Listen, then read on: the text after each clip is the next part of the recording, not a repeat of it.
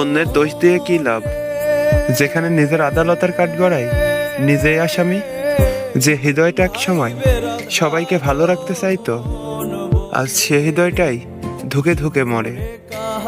মানুষ শুধু আমার ভুলগুলো দেখেছে, কিন্তু রাতের অন্ধকারে নিজেকে কতবার শেষ করেছি সেটা কেউ দেখেনি।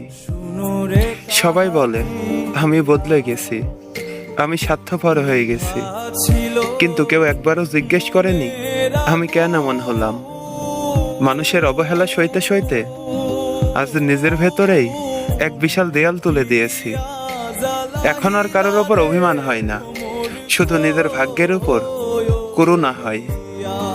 মাঝে মাঝে ভাবি, যদি হারানো দিনগুলোতে ফিরে যেতে পারতাম, তবে নিজেকে অন্তত এতটা সস্তা হতে দিতাম না। যাদের হাসির জন্য আমি নিজের সুখ বিসর্জন দিয়েছি, আজ তাদের কাছেই আমি সবচেয়ে বড় অপরাধী। পৃথিবীর নিয়মটা খুবই অদ্ভুত।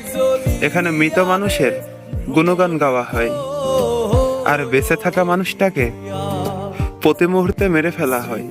আমি মারা গেলে হয়তো সবাই কাঁদবে, কিন্তু আমি যখন বেঁচে থাকার জন্য একটুখানি সান্ত্বনা চেয়েছিলাম, তখন সবাই ব্যস্ত ছিল আমার বিচার করতে।